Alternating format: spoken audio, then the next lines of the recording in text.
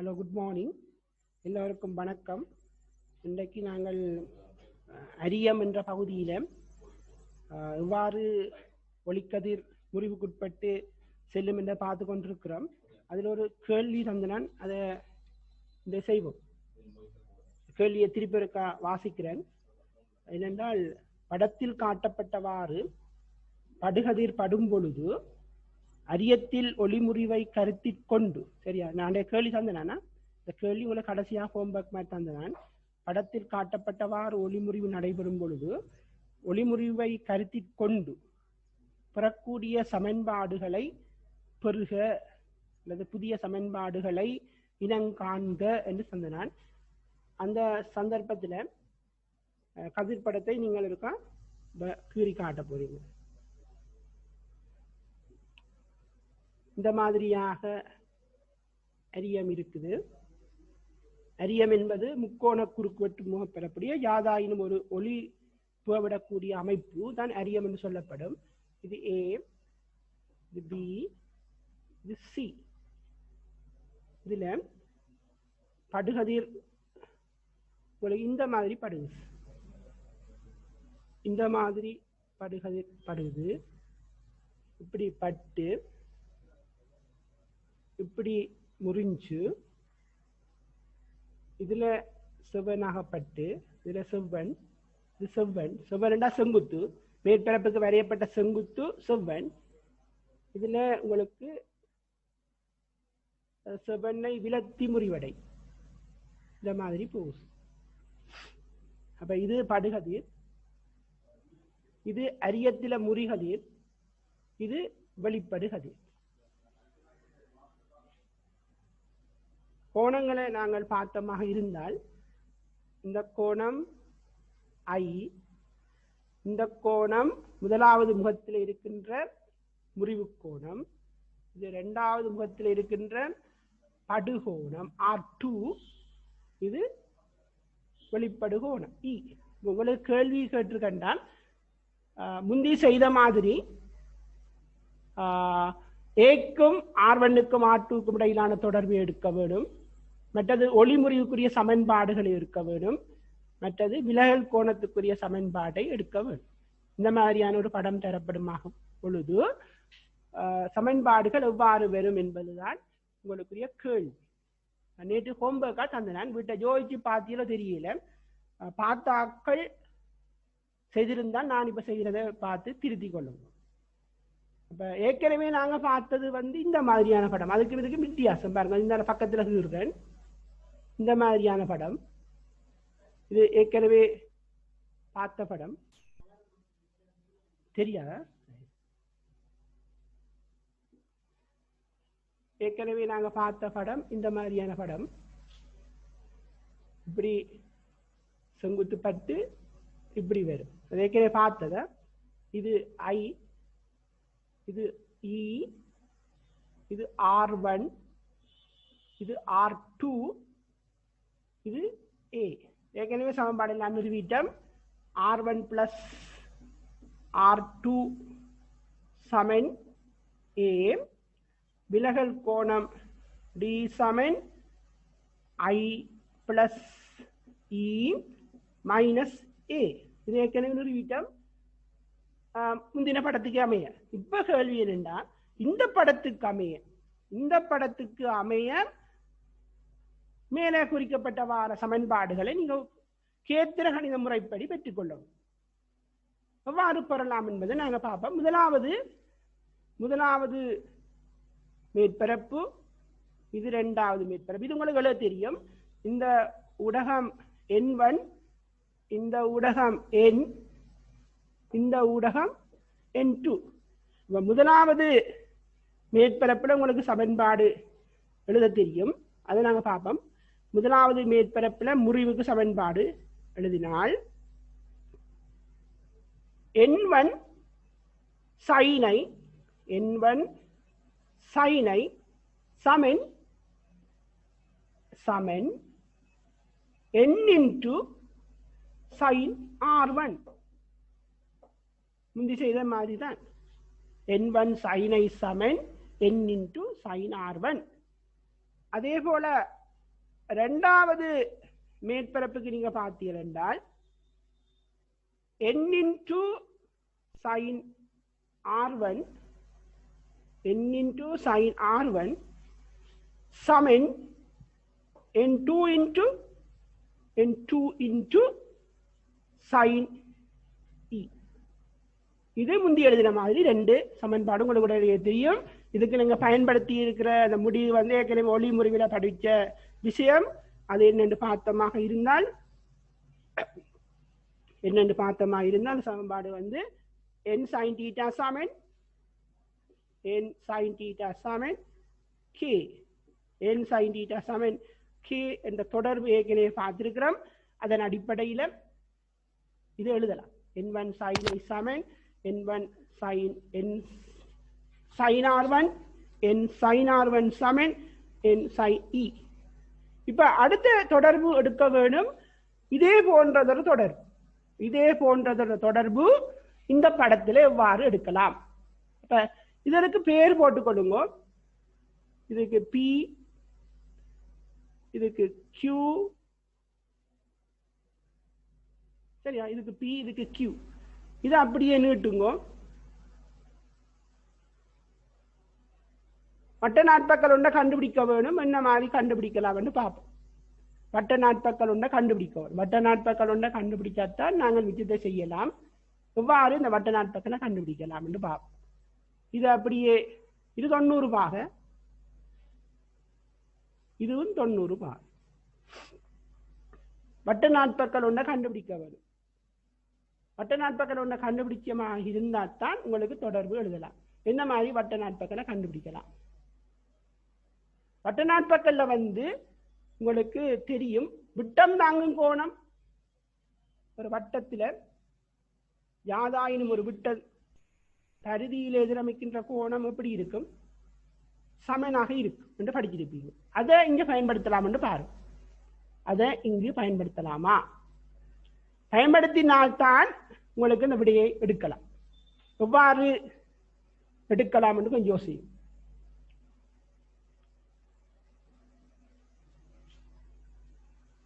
எவ்வாறு எடுக்கலாம்? 90 பாகையில் தெரியுது. இது 90 பாகை, இதுவும் 90 பாகை. விட்டம் தாங்கும் கோணம் சமனாக இருக்கு. அதே போல நான் இதை நீட்டி பாருங்க. இதை அப்படியே நீட்டி பாருங்க.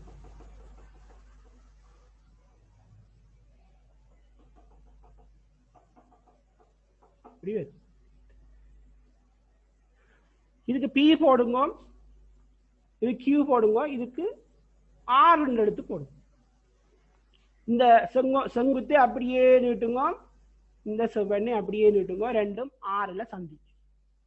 இதுல இந்த தேட்டத்தை பயன்படுத்த பாரு. இந்த தேட்டத்தை பயன்படுத்த பாருங்க. விட்டம் தாங்கும் கோணம் செங்கோணம் என்ற தேட்டத்தை பயன்படுத்தலாம். எப்படி பயன்படுத்தலாம்னு பாரு. இப்ப ஏஆர விட்டமாக எடுத்தமாக அது பியில் எதிரமைக்கின்ற கோணம் 90 பாகை. அதே ஏஆரை விட்டமாக எடுத்தமாக இருந்தால் கியூல எதிரமைக்கின்ற கோணம் 90 பாகை. அப்ப இந்த அடிப்படையில நாங்க என்ன சொல்லலாம் என்றால் ஏ பி கியூ ஆர் ஒரு வட்ட புள்ளிகள் என்று சொல்லலாம். அதை எழுதிக் கொள்ளுங்க. இதுக்கு பிறகு நீ எழுதிக் கொள்ளுங்க. இந்த படத்தை அப்படியே கீறிட்டு என்ன செய்திருக்கிறோம்? பி உள்ள செவனை அப்படியே நீட்டி இருக்கிறோம். அதே போல கியூல உள்ள செவனையும் அப்படியே நீட்டி இருக்கிறோம். அவை ரெண்டும் ஆறுல போய் சந்திக்கு. இந்த படத்தை அப்படியே கீறிக்கொள்ளுங்க. கீறிட்டு கீழே எழுது. பீருள்ள செவ்வன் கியூவில் உள்ள செவ்வன்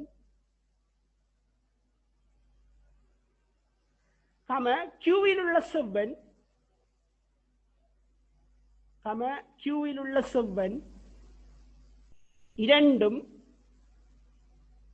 ஆறில் சந்திக்கட்டும். பீல செவ்வண்ணம் கியூல செவ்வண்ணம் ஆறில் சந்திக்கட்டும். அவ்வாறு உள்ள பொழுது நீங்க என்ன எழுதலாம் பாருங்க. கோணம் ஏ பி கோணம் APR சமன் கோணம் AQR. சரி ஒன்று பாருங்க. கோணம் APR சமன் கோணம் AQR சமன் 90 பாகை. 90 பாகை.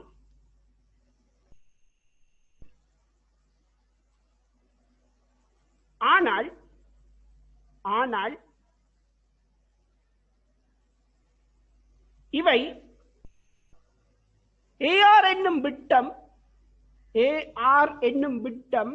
ஆனால் இவை AR என்னும் விட்டம்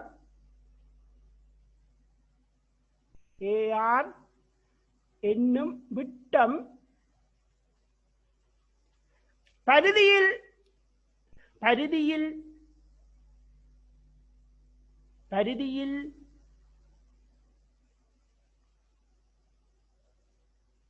P, Q பரிதியில் P, Q என்னும் புள்ளிகளில் AR என்னும் விட்டம் பரிதியில் P, Q என்னும் புள்ளிகளில் அமைக்கும் செங்கோணங்கள் ஆகும்.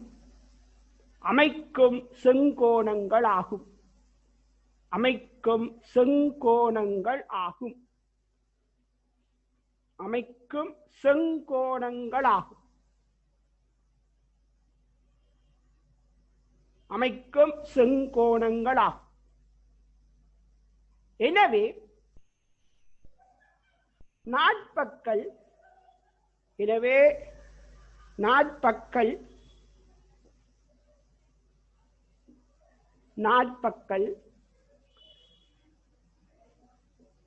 நாட்பக்கல்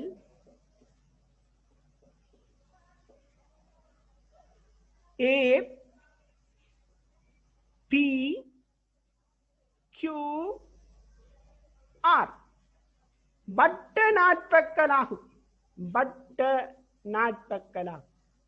வட்டத்தில் இருக்கிற புள்ளிகளை கொண்டு அமைக்கிற நாட்பக்கல் என்ன நாட்பக்கல்? வட்ட நாட்பக்கல் ஆகும். வட்ட நாட்பக்கல் என்ற முடிவுக்கு நாங்க வந்துட்டோம். அப்ப APQR வந்து வட்ட நாட்பக்கல். அப்படி இருந்தால் ஒரு வட்ட நாட்பக்கல் என்ற ஒரே வில் எதிரமைக்கும் கோணங்கள் சமனாக இருக்கும். ஒரே வில் எதிரமைக்கும் கோணங்கள் சமனாக இருக்கும். எனவே கோணம் PA, கோணம் PAQ, கோணம் PAQ சமன் கோணம் PAQ சமன் கோணம் PRQ. சரி ஒன்று. இந்த கோணமும் சமனாயிருக்கு. கோணம் PAQ சமன் கோணம் PRQ இரண்டும் சமனாக இருக்கு. எவ்வாறு நாங்கள் தொடர்பு எடுக்கலாம்? ஏக்கு தொடர்பு எடுக்க வேண்டும். எவ்வாறு தொடர்பு எடுக்கலாம்?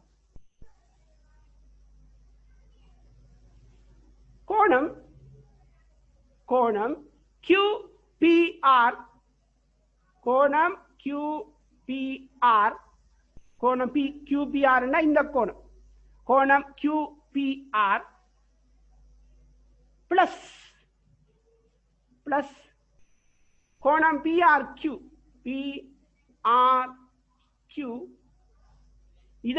இதையும் கூட்டும் பொழுது இது பெறப்படும். சமன் கோணம் PQM என்று போடும். இந்த புள்ளியை M என்று போடும். கோணம் PQM என்று போடும். இந்த புள்ளியை M என்று போடும். இந்த புள்ளி M என்று போட்டீர்கள் PQM உங்களோட படத்திலே பார்த்துக்கணும். இது காரணம் என்ன சொல்லலாம் சொல்லுங்க. அப்ப முக்கோணத்தின் புறக்கோணம் அகத்தெதிர் கோணத்துக்கு சமன். முக்கோணத்தின் புறக்கோணம் அகத்தெதிர் கோணத்துக்கு சமன். ஏற்கனவே நாங்கள் பார்த்திருக்கிறோம் PAQ சமன் PRQ சமன். இதுக்கு A என்று போடலாம். அரிய கோணம் A, அரிய கோணம் A. அப்ப PRQக்கு பதிலாக இப்படத்தில் வர PRQக்கு பதிலாக A என்று போடலாம். பிளஸ் QPRக்கு பதிலாக R1 என போடலாம். R1 என போடலாம். அதே போல PQMக்கு பதிலாக என்ன போடலாம்? PQMக்கு பதிலாக R2 என போடலாம், பிரதியிடலாம். எனவே இதுல இருந்து வேண்டிய தொடர்பை உங்களால் பெற முடியும். அதை நாங்க பார்ப்போம். வேண்டிய தொடர்பை உங்களால பெற முடியும்.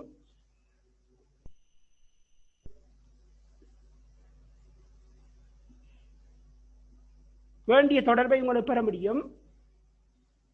A சமன் R2 மைனஸ் R1. இதுதான் உங்களுக்கு வேண்டிய தொடர்பு. A சமன் R2 மைனஸ் R1. இந்த மேலே கூறப்பட்ட அந்த படத்துக்கு அமைய ஒளிபுரிவு நடைபெறுமாக இருந்தால் அரிய கோணம் A சமன் R2 மைனஸ் R1. அதாவது இரண்டாவது முகத்தில் படுகின்ற படுகோணத்தில் இருந்து முதலாவது முகத்தில் ஏற்படுகின்ற அந்த முறிகோணத்தை நீங்கள் கழிக்க வேண்டிய தேவை இருக்கும் A காண்பதற்கு. A சமன் R2 மைனஸ் R1 ஆக இருக்கும். இதே போன்று விலகல் கோணத்துக்குரிய தொடர்பை நீங்க எடுக்க வேண்டும். எவ்வாறு விலகல் கோணத்துக்குரிய தொடர்பை எடுக்கலாம்? இந்த கதிரை பின்முகமாக நீட்டுங்க. இந்த கதிரை நீங்கள் பின்முகமாக நீட்டுங்க. இந்த கதிரை பின்முகமாக நீட்டுங்க.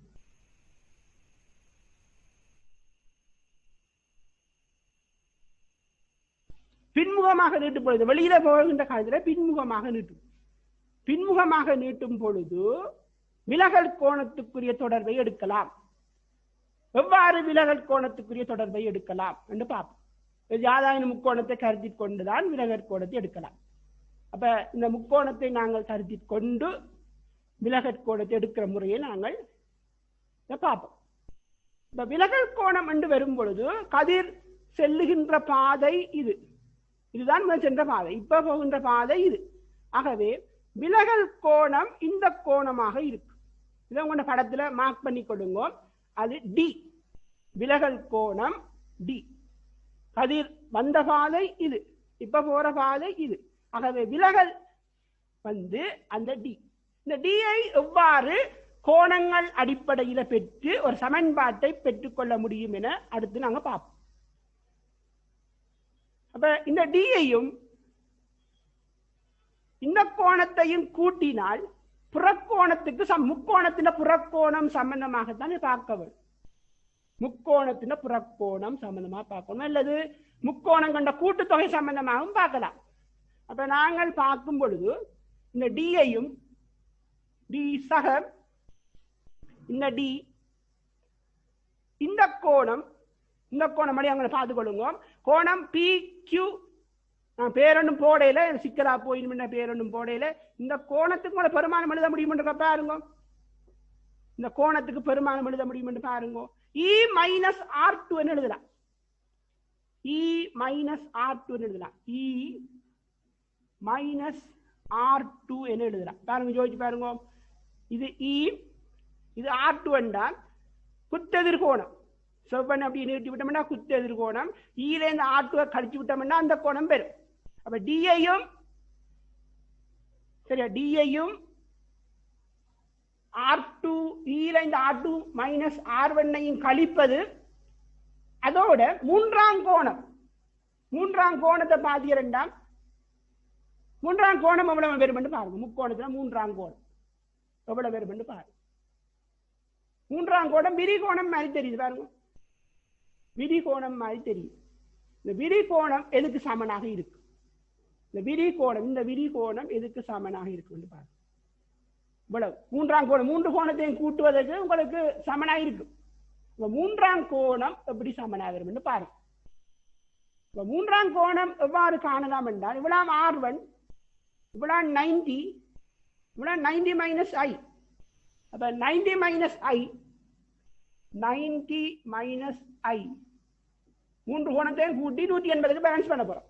90 மைனஸ் I பிளஸ் 90 பிளஸ் 90 90 ரூபாய் இருக்கு பாருங்க இடத்துல, 90 ரூபாய் இருக்கு. 90 பிளஸ் R1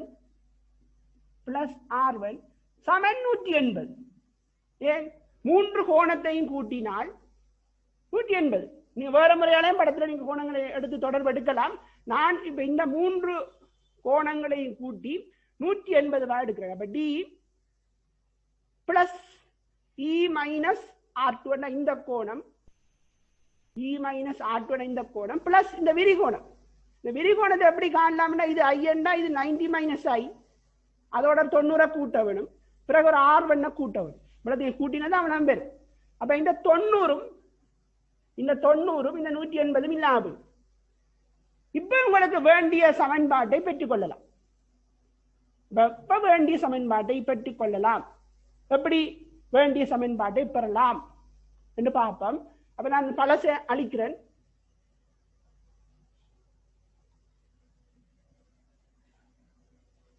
இந்த பகுதியை அளிக்கிறேன். சரி, வேண்டிய சமன்பாட்டை எடுங்க பார்ப்போம். டி தான் உங்களுக்கு தேவை. அப்ப டியை நாங்கள் எழுவாயாக மாற்றினால்,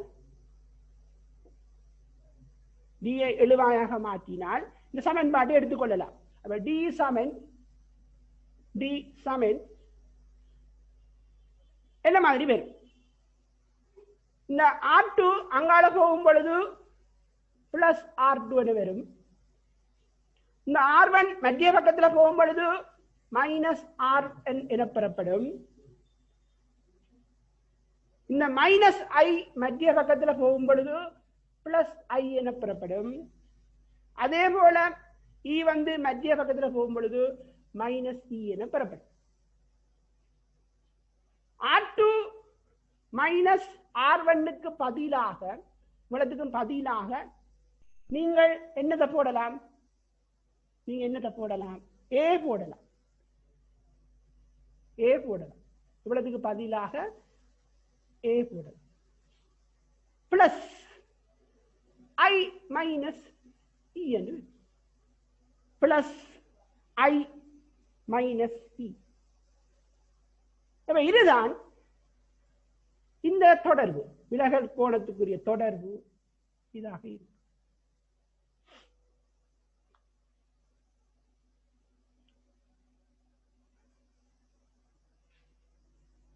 திருப்பி இருக்கா பாருங்க. இந்த சமன்பாடு எடுத்த திருப்பி இருக்கா பாருங்க. திருப்பி சமன்பாடு எடுத்த திருப்பி பாருங்க.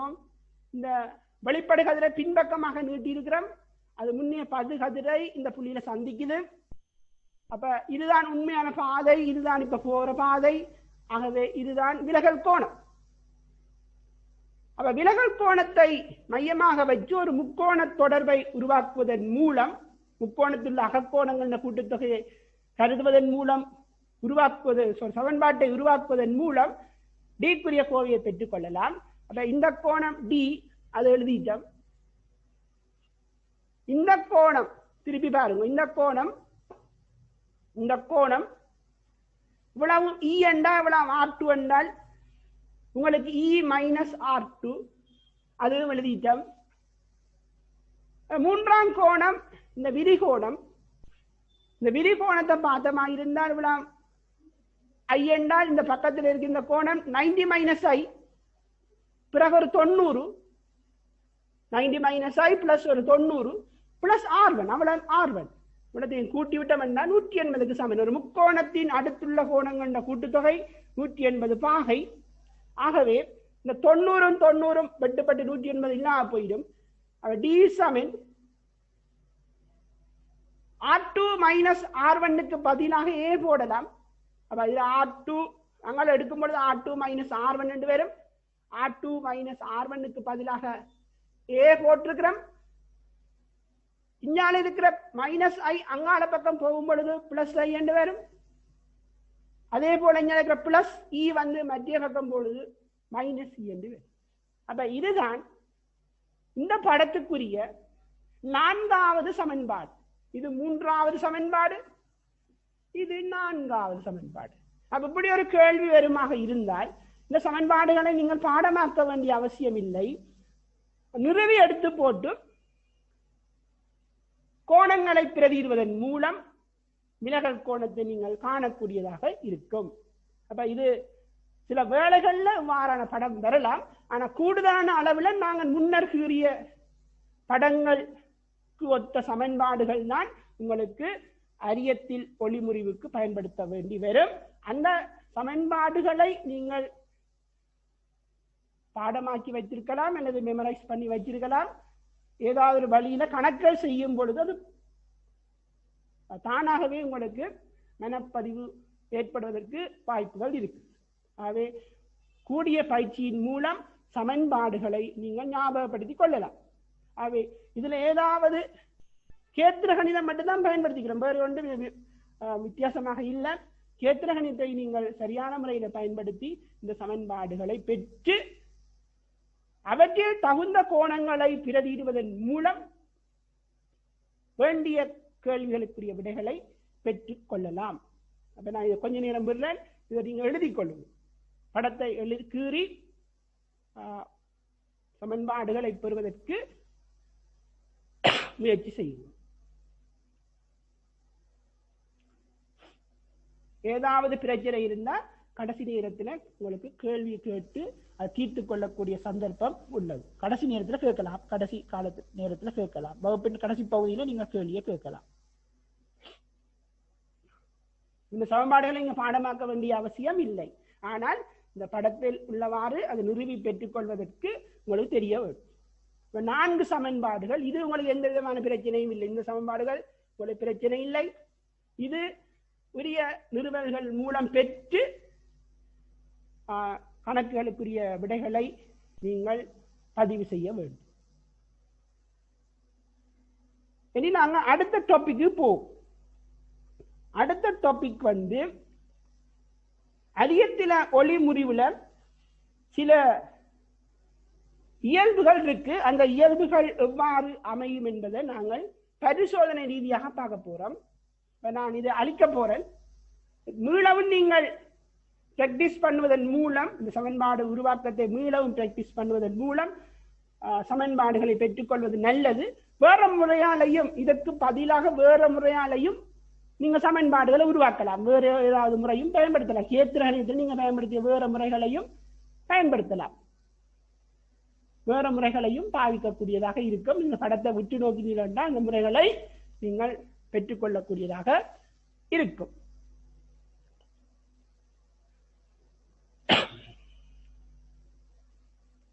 அடுத்த டாபிக் போ. அடுத்த டாபிக் தலையங்கம் போடு, ஹெடிங் ஒன்று போட்டுக்கொள்ளுங்க. ஒரு அடியம் ஒன்றில்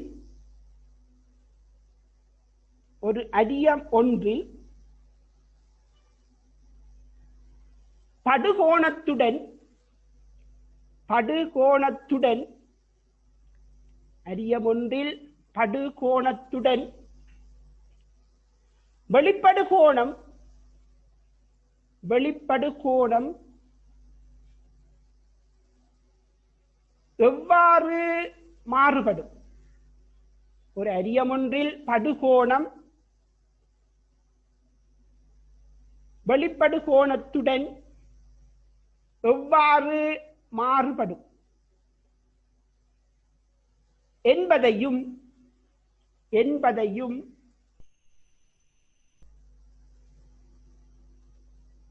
படுகோணத்துடன்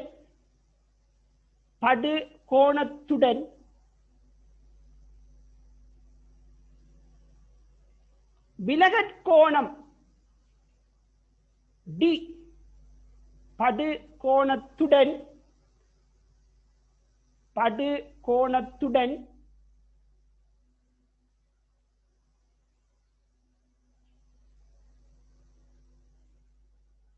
விலகற்கோணம் டி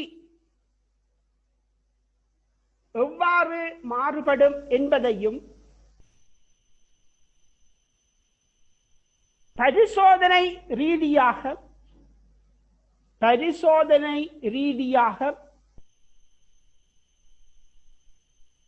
கண்டு கொள்ளல் அல்லது அறிதல் எப்படியும் போடலாம். பரிசோதனை ரீதியாக அறிதல் எவ்வாறு மாறுபடும் என்பதை பரிசோதனை ரீதியாக அறிதல். நான் இது அளிக்க போறேன். எல்லாரும் எழுதியிருப்பீர்கள் நம்பிக்கையில் நான் அளிக்கிறேன். நீங்கள் பழைய இதை அளிக்கிறேன். எல்லாரும் எழுதியிருப்பீர்கள் நம்பிக்கையில் அளிக்கிறேன். பிராக்டிஸ் பண்ணுங்க. திருப்ப கீறி பிராக்டிஸ் பண்ணுவதன் மூலம் உங்களுக்கு கதிர்படங்களை வரைய முடியும், சமன்பாடுகளை பெற்றுக்கொள்ள முடியும். இப்ப நாங்கள் இந்த பகுதியில அடுத்த பகுதியை நாங்கள் போயிருக்கிறோம். எவ்வாறு நாங்கள் படுகோணத்துக்கு ஐன்னு போட்டிருக்கிறோம்.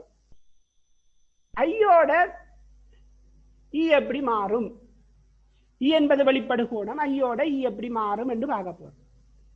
பிராக்டிகல் வைஸா பார்க்க போறோம். அதே போன்று ஐயோட ஸ்மால் டி எவ்வாறு மாறும் என்று பார்க்க போறோம். ரெண்டையும் பார்க்க போறோம். அப்ப ரெண்டும் பார்க்க போறோம் என்று சொன்னால் இவை எவ்வாறு ஒரு வரைவாக்கத்துக்கு உட்படுத்த முடியும், எவ்வாறு ஒரு வரைவின் அடிப்படையில் இவற்றை விளக்க முடியும் என்றவாறு இப்ப நாங்க பரிசோதனை முறையாக பார்க்க போறோம். அதுக்கு நாங்க என்ன செய்ய போறோம் என்பதை விளங்கப்படுத்தி போட்டு நோட்ஸ் தர போறோம். அப்ப முதலாவது செய்ய வேண்டும் என்னென்றால், இப்ப நோட்ஸ் எழுத வேண்டாம். முதலாவது நீங்க செய்ய வேண்டியது வரைதாட்பலகை ஒன்று எடுக்க வேண்டும். பிராக்டிகல் விஷயம். வரைதாட்பலகை என்று சொல்லப்படுவது ஒரு மரத்தினாலான பிளைவுட் என்று சொல்லலாம். பிளைவுட் மரத்தினான ஒரு பலகை, அது லேப்ல இருக்கு. சரி, அந்த பலகையை எடுத்துட்டீங்க. பிறகு என்ன செய்ய போறீங்கன்னா, இதுல ஒரு பேப்பர் ஒன்று வைக்க போறீங்க. வெண்ணிற பேப்பர் வைக்க போறீங்க. அந்த ப்ளூவா கீழப்பட்டிருப்பது வெண்ணிற பேப்பர், மற்ற டார்க் ப்ளூ வந்து உங்களுக்கு வரைதாட்பலகை ஒரு போர்ட். இவ்வளவு நீங்க மேசையெல்லாம் வைப்பீங்க, நாங்க பிளாக் போர்ட்ல சுரி காட்டுறோம். மேசையில மேசையில வைத்துட்டு அதுக்கு மேல அரியத்தை வைக்க போறீங்க. இந்த வெண்ணிற பேப்பருக்கு மேலதான் அரியம் வைக்க போறீங்க. வெண்ணிற பேப்பருக்கு மேல நீங்க அரியம் வைக்க போறீங்க. அரியம் உங்களுக்கு ஏற்கனவே தெரியும். அதோட முக்கோண குறுக்குவெட்டு பேப்பர்ல படக்கூடிய வைக்கணும். செவ்வக குறுக்குவெட்டு முகப்பரப்பு பேப்பர்ல படக்கூடிய வைக்கப்படாது. முக்கோண குறுக்குவெட்டு முகப்பரப்பு பேப்பர்ல தொடுகை ஏற்படக்கூடியவாறு வைக்கவும். ஒன்றுக்கு மேல ஒன்று இப்படி வச்சிருக்கு, முக்கோண குறுக்குவெட்டு. அப்ப இதுக்கு மேல உங்களுக்கு அரியம் முக்கோண குறுக்குவெட்டு பரப்பு பேப்பர்ல படக்கூடியதாகவும், செவ்வக பரப்புகள் எல்லாம் அந்த வெண்ணிற பேப்பருக்கு செங்குத்தாக இருக்கக்கூடியவாறும் வைக்கப்படும். அப்ப நீங்க பார்த்தீங்கன்னா உங்களுக்கு ஏற்கனவே படிச்சிருக்கிறோம். அதாவது முறி முகங்கள், செவ்வக பரப்புகள் வந்து முறி முகங்கள் என்று சொல்லப்படும். அந்த முறி முகங்கள் பேப்பருக்கு செங்குத்தாக இருக்கும். ஒரு பக்கம் கிரவுன் முகமாக இருக்கும் என்று சொல்லப்பட்டது. அது ஒரு மங்கலான முகம். அப்ப இதுதான் உங்களுக்கு அரிய கோணம். இப்ப நீங்கள் செய்ய போறீங்க என்னன்னா, யாதும் ஒரு புள்ளியில இந்த புற உருவ கீற போறீங்க.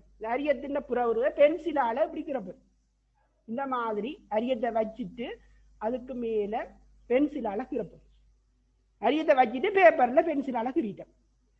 பிறகு அரியத்தை ரிமூவ் பண்ணிட்டு, ரிமூவ் எடுத்து போட்டு யாதும் ஒரு புள்ளியில ஒரு செவ்வன் கிருமி. பிறகு என்ன செய்ய போறீங்கன்னு பார்ப்போம். பிறகு வந்து இதுல வேறுபட்ட கோணங்கள்ல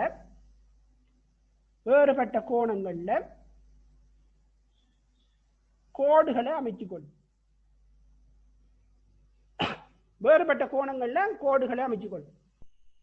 இந்த கோணங்கள் மாறப்படக்கூடியது. நாங்கள் யாதும் ஒரு கோணத்துக்கு நாங்கள் படத்தை கீறுகிறோம், ஐ என்று போடுறோம். ஐ வந்து மாற்றப்படக்கூடியது. இந்த கோட்டில இரு ஊசிகளை P1 P2 ரெண்டு ஊசிகளை குத்துவோம். இது P1 ஒரு ஊசி. ஏற்கனவே பிராக்டிகல் செய்திருக்கிறோம். அது கண்ணாடி சினலின் விதியை வாய்ப்பு பார்க்கறதுக்கு செய்திருக்கிறோம். இது P2 P1 ரெண்டு ஊசியை குத்துவோம். பிறகு கண்ணை இந்த முறைமுகத்துக்கு எதிராக இந்த பக்கத்தில் வை. கண் உங்க கண் பிராக்டிகல் செய்கிறாள் இந்த கண். இந்த கண்ணால P1 P2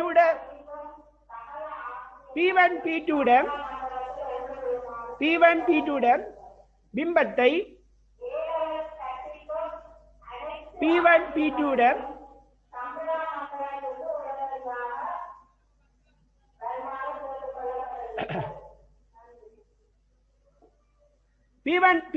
பிம்பத்தை மத்திய முகத்தினோடு பார்த்து அதுக்கு பிம்பங்கள் சரி நேர்கோட்டில் அமையக்கூடியவாறு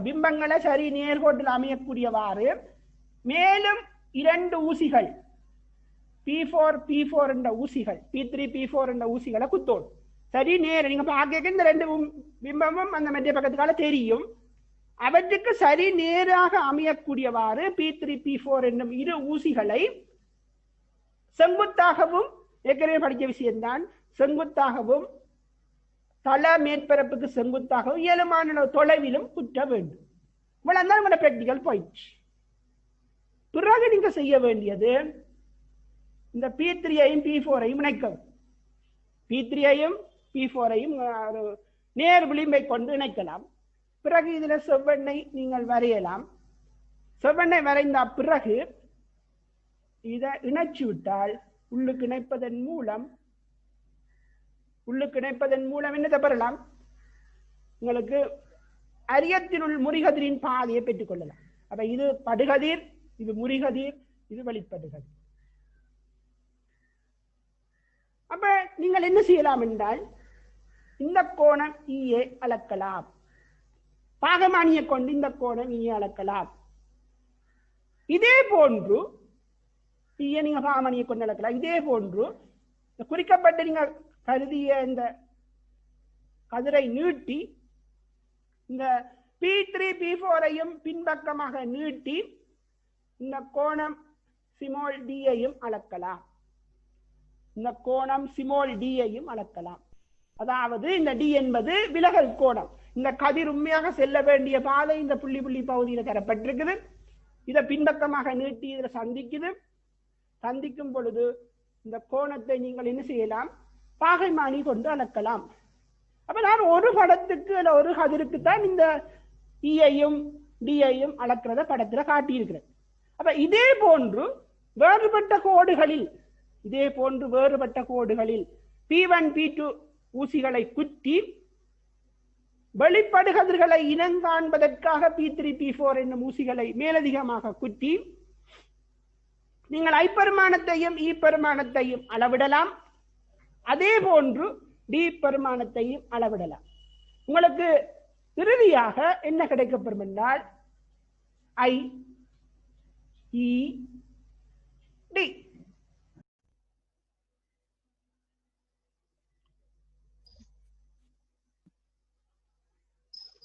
சரியா? இதே போன்று I சத்தம் சரி சத்தம் இல்லையா? I E D பெருமானங்களை நீங்கள் அட்டவணைப்படுத்த முடியும். யாரோ மியூட் பண்ணாம இருக்கணுமா? வெளிச்சத்தம் இருக்கு. இதே போன்று I E D பெருமானங்களை நீங்கள் காண முடியும். I E D பெருமானங்களை காண்பதன் மூலம் வரையலாம்.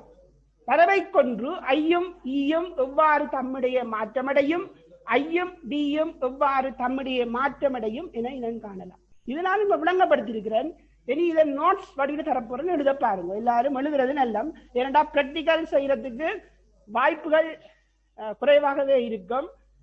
இனி வரும் காலங்கள்ல பிராக்டிகல் செய்வதற்கு வாய்ப்புகள் குறைவாக இருப்பதனால கூடிய அளவில் அந்த தியரி பகுதியிலேயே நாங்கள் பிராக்டிகல் சம்பந்தமான நோட்ஸ்களையும் தர வேண்டிய சூழ்நிலைக்கு உட்படுத்தப்பட்டுள்ளோம். அப்ப இந்த பிராக்டிகலுக்குரிய நோட்ஸை எல்லாரும் எழுத பாருங்க. அப்ப இந்த பார்த்ததின் அடிப்படையில இந்த இதுக்கு தேவையான உபகரணங்களை உங்களால் கூற முடியுமா? இந்த பரிசோதனைக்கு தேவையான உபகரணங்கள் இந்த பார்த்து விளங்கப்படுத்தின அடிப்படையில உங்களுக்கு உபகரணங்களை கூற முடியுமா? அப்ப உபகரணங்களை நாங்கள் பட்டியல் படுத்துவோம் முதலாவது. தேவையான உபகரணங்கள் எழுதி கொள்ளுங்க. அரியம், அரியம், வெண்ணிறத்தாள், அரியம், வெண்ணிறத்தாள், வெண்ணிறத்தாள், இந்த ப்ளூ கலர்ல லைட் கலர் ப்ளூல எழுதினது வெண்ணிறத்தாள். வரைதாள் பலகை, வரைதாள் பலகை டார்க் கலர் ப்ளூல எழுதப்பட்டது வரைதாள் பலகை. வரைதாள் பலகை, வரைதாள் பலகை டிராயிங் போர்டுன்னு சொல்றது. அதுல அதே பயன்படுத்தப்படுவதன் நோக்கம் என்னவாக இருக்கும் என்றால், அந்த P1, P2, P3, P4 என்னும் குண்டூசிகளை அதுல இலகுவாக குற்றக்கூடியதாக இருக்கும். வரைதாள் பலகை. 4 ஊசிகள் தேவை. இதுல 3 ஊசிகள் காணாது, 4 ஊசிகள் தேவை. ஏனென்றால் படுகதிரை இனங்காண்பதற்கு 2 ஊசிகளும், வெளிப்படுகதிரை இனங்காண்பதற்கு 2 ஊசிகளும், மொத்தமாக 4 ஊசிகள் தேவை. இதே விஷயம்தான் சினலின் விதியை நாங்கள் வாய்ப்பு பார்க்கும் பொழுதும் 4 ஊசிகள் தேவைப்பட்டது. அப்ப இது இங்கும் 4 ஊசிகள் உங்களுக்கு அவசியமானது. 4 ஊசிகள், 4 குண்டூசிகள், ஓரளவு உயரமான குண்டூசியா இருக்கும். ஒப்டிக்கல் பின்ஸ் சொல்லுவோம். 4 குண்டூசிகள். அதுக்கு மேலதிகமாக உங்களுக்கு கோணத்தை அளவிடுவதற்கு பாகைமானி தேவைப்படும். பாகைமானி, பென்சில் போன்றவற்றையும் எழுதிக் கொள்ளலாம். பாகைமானி, பென்சில் போன்றவை முக்கியமானது முன்னுக்கு தரப்பட்டிருக்குது. பின்னியது நீங்கள் எழுதாம விட்டாலும் பிரச்சனை இல்லை. பாகைமானி, பென்சில் போன்றவை. அப்ப நாங்கள் என்ன மாதிரி இந்த ப்ரொசீஜரை எழுதலாம் அல்ல செய்முறையை எழுதலாம் என்பதை அடுத்து பார்ப்போம். அப்ப எழுதிக் கொள்ளுங்க. வரைதாள் பலகை மீது, வரைதாள் பலகை மீது எழுதினாதான் நல்ல மேனா திருப்பி பார்க்கும் பொழுது உங்களுக்கு அது விளங்காமல் இருக்கும். என்ன செய்ய வேண்டும் என்று விளங்காமல் இருக்கும். எனவே ப்ரொசீஜரை நீங்கள் எழுதி வைப்பது நல்லது. வரைதாள் பலகை மீது வெண்ணிறத்தாள் வைக்கப்பட்டு, வெண்ணிறத்தாள் வைக்கப்பட்டு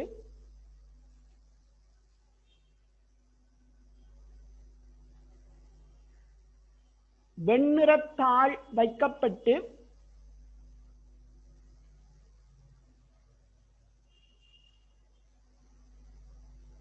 அதில் அரியத்தின்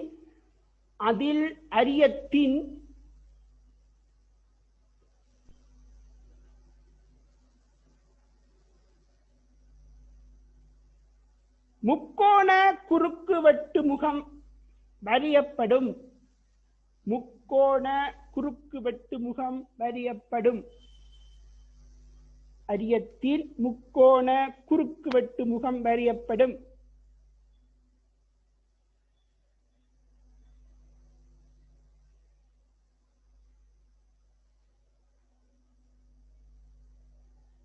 முக்கோண குறுக்கு வெட்டு முகம் வரையப்படும்.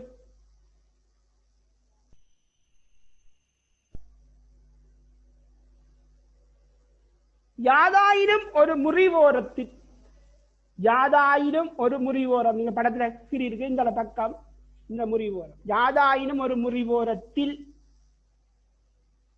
அல்லது முறி மேற்பரப்பு போடுங்க. முறிவோரத்தை விட்டுட்டு மேற்பரப்பு. யாதாயினும் ஒரு முறி மேற்பரப்பில் புள்ளியை கருதி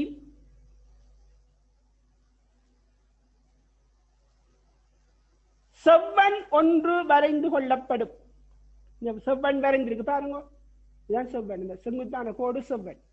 செவ்வன் வரைந்து கொள்ளப்படும்.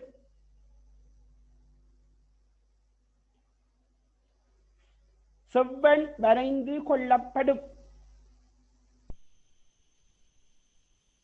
செவ்வன் வரைந்து கொள்ளப்படும். செவ்வன் வரைந்து கொள்ளப்படும். இதனுடன் I சமன் 30 பாகை, 35 பாகை, 40 பாகை, இப்படி புள்ளி புள்ளி போட்டுக்கணும். இதனுடன் 30, 35, 40 பாகைகளில்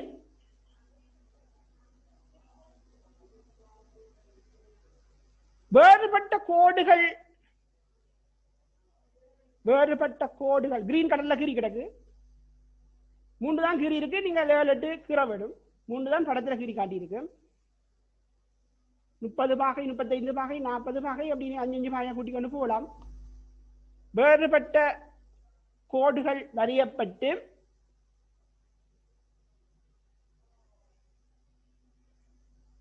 அவற்றில் யாதாயினும் ஒரு கோட்டி, நீங்க ஏதாவது ஒரு கோடு எந்த கோட்டில் ஸ்டார்ட் பண்ண போறீங்களோ அதை வச்சுக்கொண்டு செய்யலாம். அவற்றுள் யாதாயினும் ஒரு கோட்டில்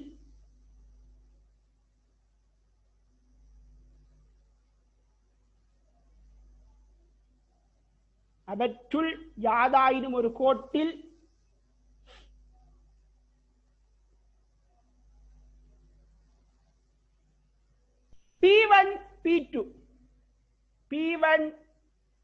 P2 அவற்றுள் யாதாயினும் ஒரு கோட்டில் P1 P2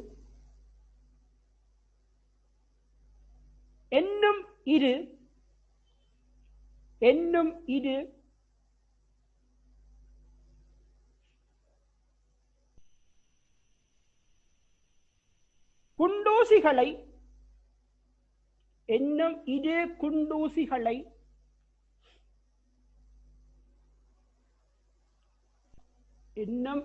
குண்டூசிகளை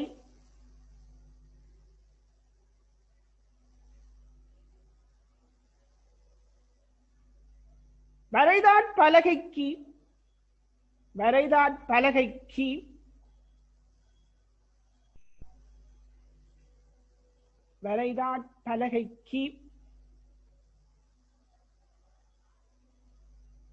செங்குத்தாகவும் கொடிக்கம்பம் நாட்டுற மாதிரி சரிச்சு குத்தாம குத்தோம்.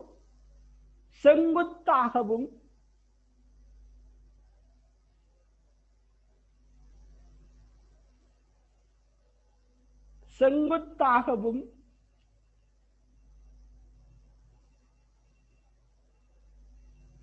இயலுமான அளவில் தூரவும் குற்றுதல் வேண்டும்.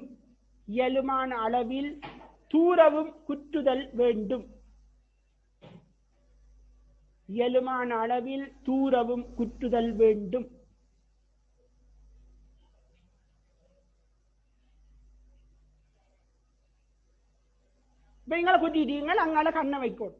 சரி, அதை எழுத போறோம். மற்றைய முறி முகத்தினூடு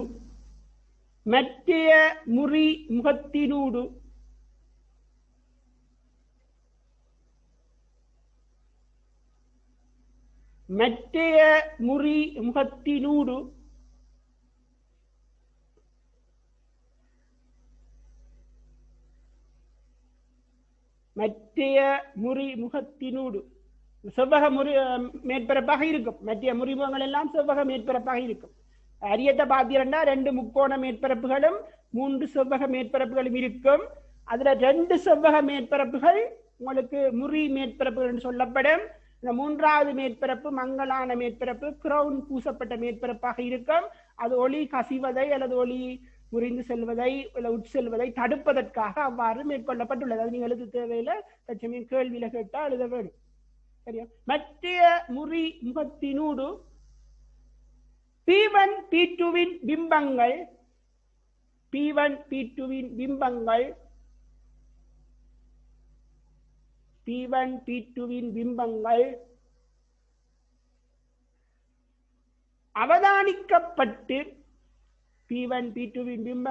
அவதானிக்கப்பட்டு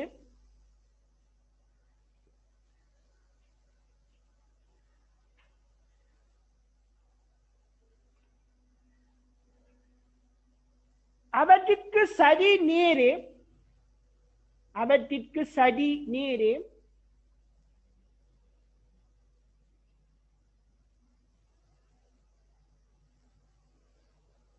P3 P4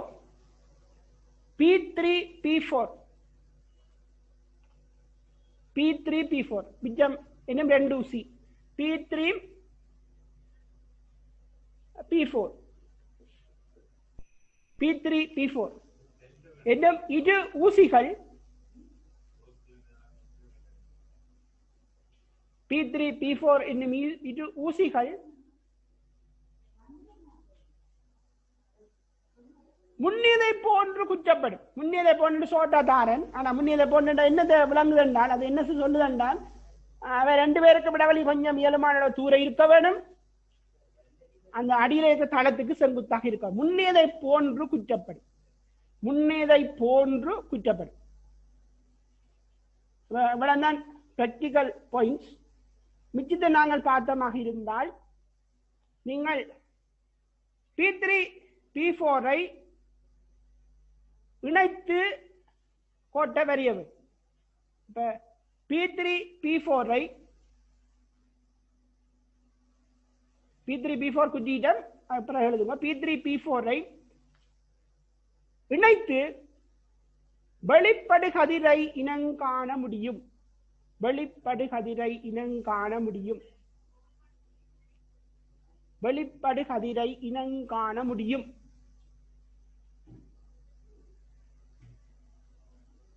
அது சந்திக்கும் புள்ளியில்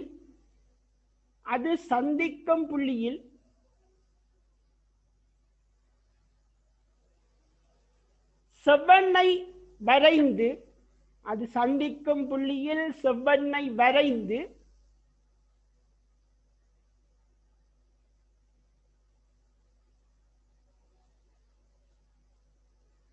கோணம் ஈயை அளக்கலாம். கோணம் ஈயை அளக்கலாம்.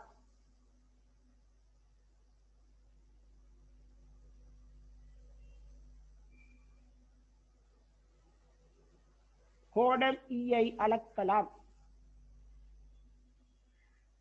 அரியத்தினுள் முறிகதிரின் பாதையை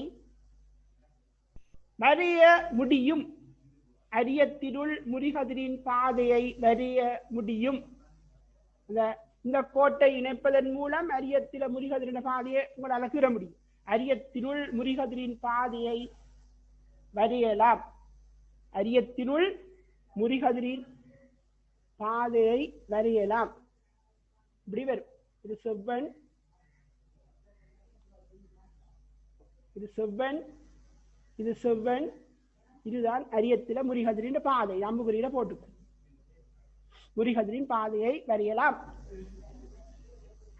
வெளிப்படு கதிருக்கும் P3 P4 போடும். P3 P4 P3 P4 போடும். வெளிப்படு கதிருக்கும் நீட்டப்பட்ட P1 P2 நீட்டப்பட்ட P1 P2 நீட்டப்பட்ட P1 P2 நீட்டப்பட்ட P1 P2 இடப்பட்ட கோணம் D ஐ அளவிடலாம். இடப்பட்ட கோணம் D ஐ அளவிடலாம்.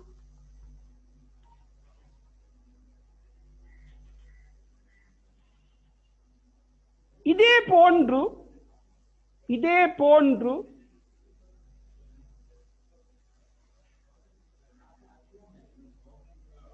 போன்று வேறுபட்ட படுகதிர்களுக்கு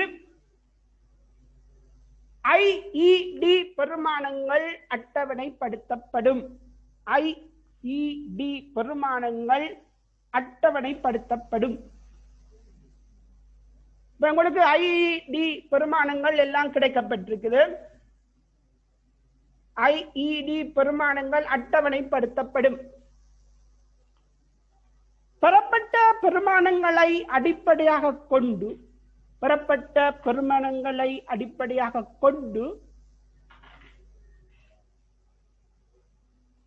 பின்வரும் வரைவுகள் வரையப்படும்.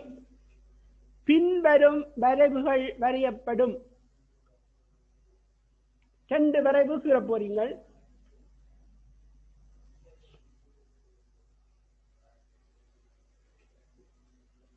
முதலாவது வரைவு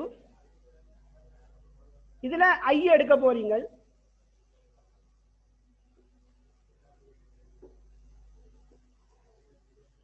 ஐய இதுல எடுக்க போறீங்க. இதுல ஈ எடுக்க போறீங்க. முதலாவது வரைவு. இரண்டாவது வரைவு இதுல ஐ எடுக்க போறீங்க.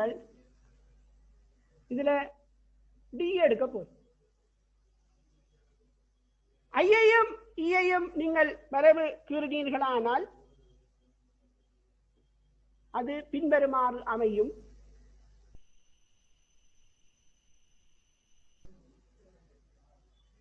இந்த மாதிரியான பேட்டர்ன்ல வரும்.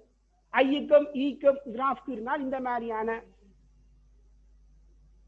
ஐக்கும் ஈக்கும் இந்த மாதிரி கீறிட்டேன்.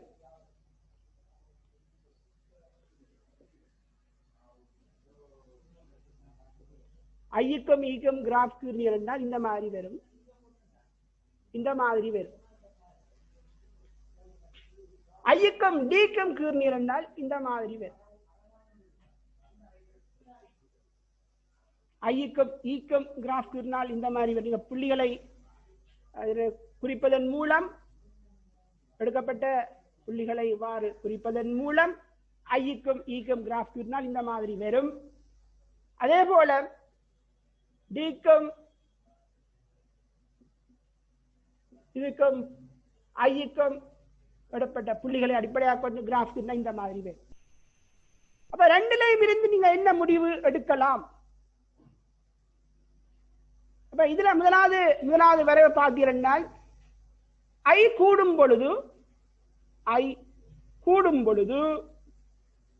ஈ குறைவதை காணலாம். பாருங்க முதலாவது படத்தை பாருங்க. ஐ கூடும் பொழுது ஈ குறைவதை காணலாம். ஈ குறைஞ்சிட்டு வருது. இந்த படத்தின் அடிப்படையில் பார்த்தீங்கன்னா ஐ ஆரம்பத்தில் கூடும் பொழுது டி குறையும். டி குறைஞ்சிட்டு வருது. இதுவரையும் குறைஞ்சிட்டு வருது. பிறகு ஒரு குறிக்கப்பட்ட பெருமானம் ஐ சமன் ஐ நோடுக்கு டி சமன் டி மினிமம் என்று சொல்லப்படும். டிஎம் இதான் டிஎம் டி மினிமம் டிஎம் எடுக்ஸ். ஐயானது ஐநோட விட பெருக்கும் பொழுது கூடுமாக இருந்தால் டி மீளவு கூடுறதை காணக்கூடியதாயிருக்கு. ரெண்டு கிராஃபையும் கீறிட்டு இந்த முடிவுகளை பக்கத்தில் குறிச்சு வை.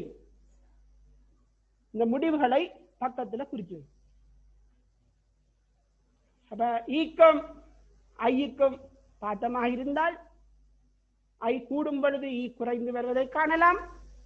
ஐக்கும் டிக்கும் கிராஃப் கீரணமாக இருந்தால் முதலில் ஐ அதிகரிக்கும் பொழுது டி படிப்படியாக குறைவடைகின்றது. ஐ சமன் ஐ நோட் என்ற ஒரு குறிக்கப்பட்ட பெருமானத்தில் டி இழிவடைகிறது. இந்த ஐ நோட் என்ற குறிக்கப்பட்ட பெருமானத்தில் டி இழிவடைகின்றது. ஐ கிரேட்டர் தேன் ஐ நோட் ஆகும் பொழுது ஐ கூடுமாக இருந்தால் மீளவும் டி கூடு. அதாவது டி ஆரம்பத்தில் குறைந்தது பிறகு கூடு. ஆகவே அது ஒரு இழிவு பெருமானத்தை அடைகின்றது என்பது தெளிவாக தெரிகிறது. அது ஒரு இழிவு பெருமானத்தை அடைகிறது. அப்ப இந்த கிராஃபின் அடிப்படையில் சில முடிவுகளை நாங்கள் எழுதுவோம். அப்ப எழுதிக் கொள்ளுங்க. முதலாவது முடிவு பரிசோதனையின் முடிவுகள்.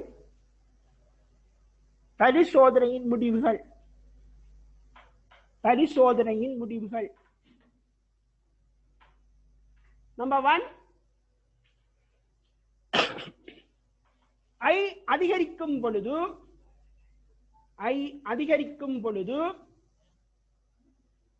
ஈ குறைவடைந்து செல்லும். ஐ அதிகரிக்கும் பொழுது ஈ குறைவடைந்து செல்லும்.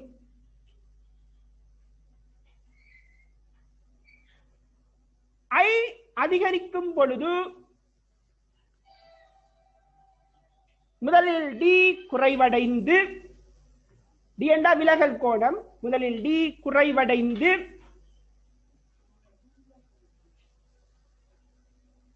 ஐ சமன் ஐ நோடில் ஐசமன் ஐநோடில்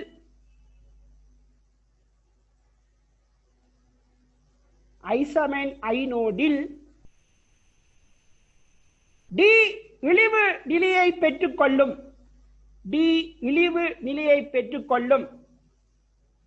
ஐசமன் ஐநோடில் டி இழிவு நிலையை பெற்றுக்கொள்ளும் பிராக்கெட்டுக்குள்ள போடுங்க டி சமன் டிஎம்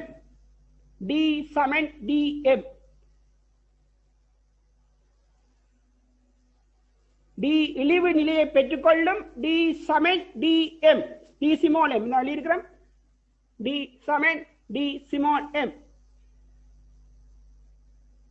ஐயானது ஐநோடை விட அதிகரிக்கையில்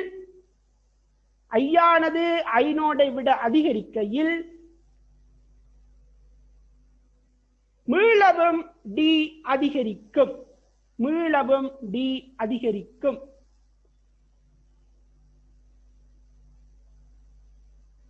மூன்றாவது பாயிண்ட் வரைவு ஒன்றின் அடிப்படையில் ஐசமன் ஐநோடாகும் பொழுது ஈ பெருமானத்தை நாங்கள் கண்டுகொண்டமாக இருந்தால் ஐசமன் ஐநோடாகும் பொழுது இருக்கின்ற ஈ பெருமானத்தை ஈ நோடு என்று கண்டுகொள்வோமாக இருந்தால் அது ஐநோட்டுக்கு சமனாக இருப்பதை காணலாம். அது மூன்றாவது பாயிண்ட் எழுதப்படும். மூன்றாவது பாயிண்ட் எழுதிக் கொள்ளுங்க. வரைவு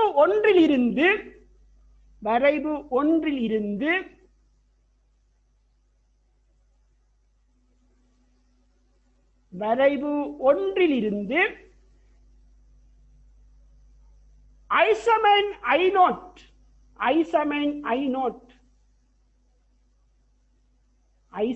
ஐநோட் என்னும் பெருமானத்திற்கு ஐசமன் ஐநோட் என்னும் பெருமானத்திற்கு ஒத்த ஐசமன் ஐநோட் என்னும் பெருமானத்திற்கு ஒத்த வெளிப்படுகோணம்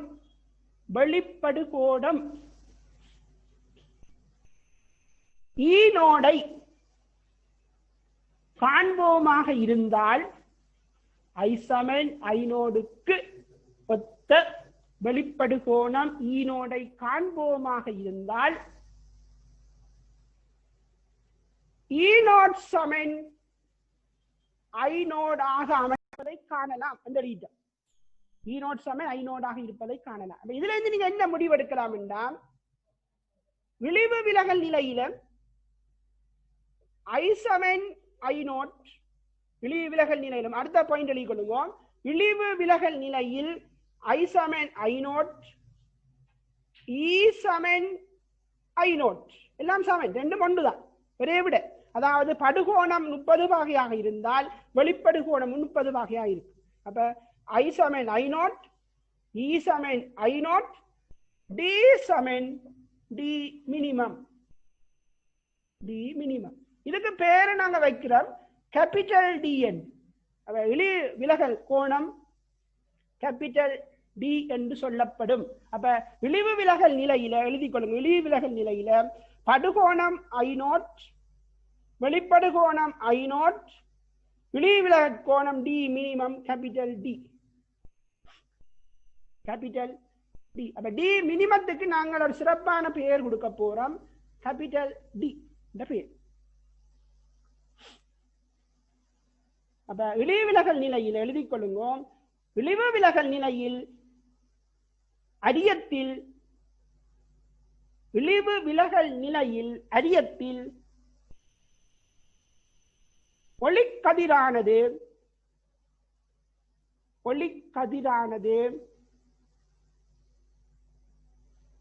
இழிவு விலகல் நிலையில் அரியத்தில் ஒளிக்கதிரானது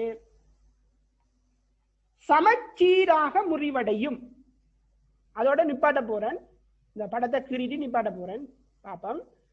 இழிவு விலகல் நிலையில் அரியத்தில் ஒளிக்கதிரானது சமச்சீராக முறிவடையும்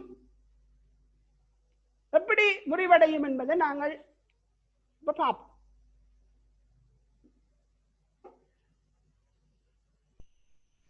விளிவு விலகல் நிலையில படங்கிற போறேன். இது செவ்வன், இது அடுத்த செவ்வன்,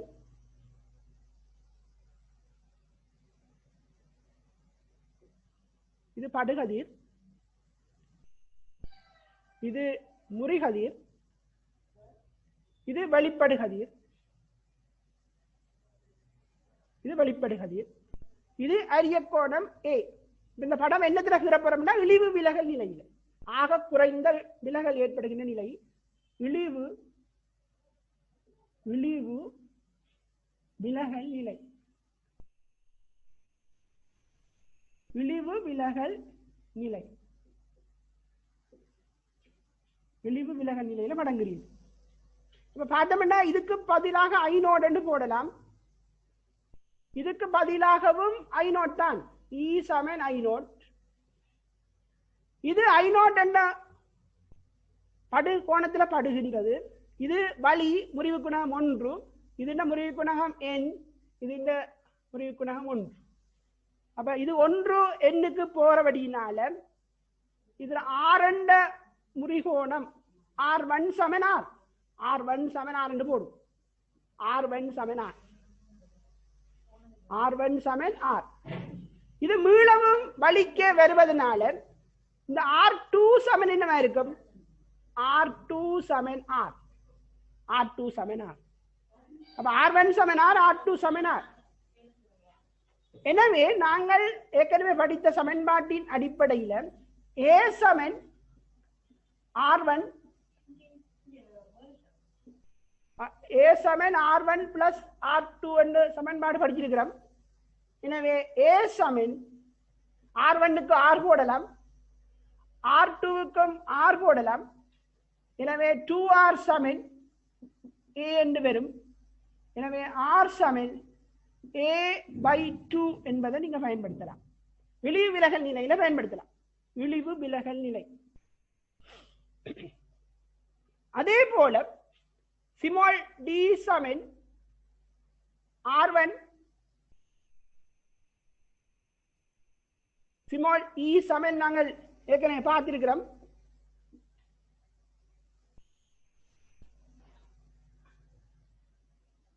I plus E minus A என்ற சமன்பாடு பார்த்திருக்கோம்.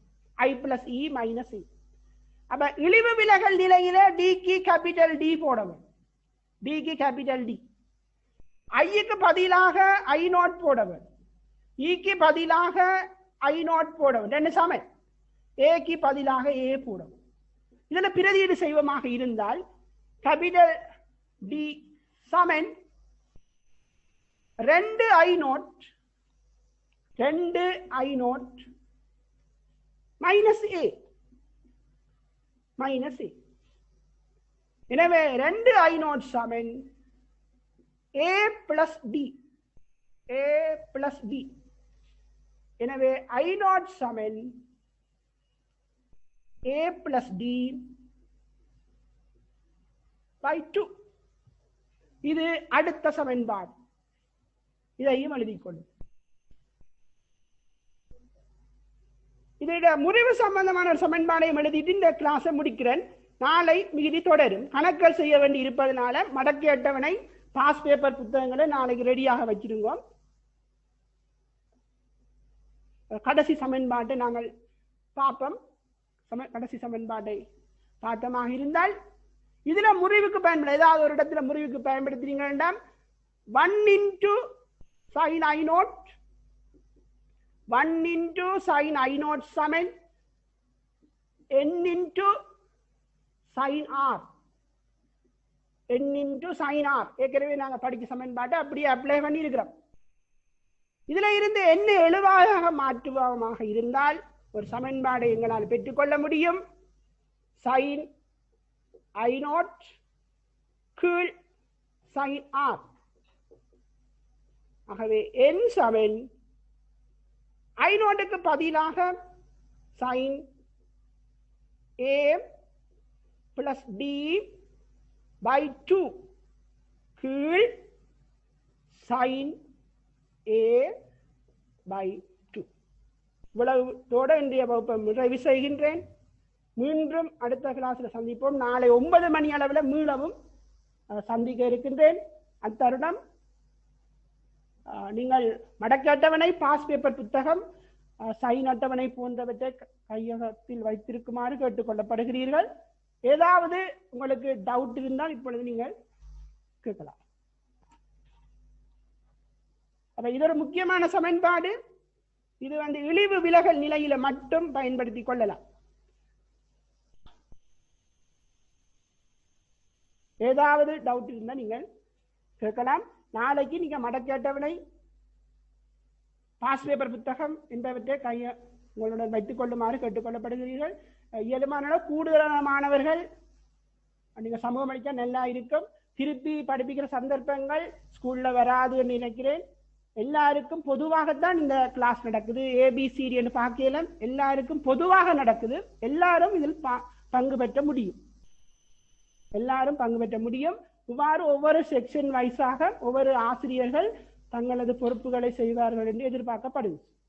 எனவே எல்லா வகுப்பு மாணவர்களும் பங்கு பெறுவது விரும்பத்தக்கது என்று நான் நினைக்கிறேன். நாளை மீளவும் 9 மணி அளவில் சந்திக்கிறேன். வணக்கம்.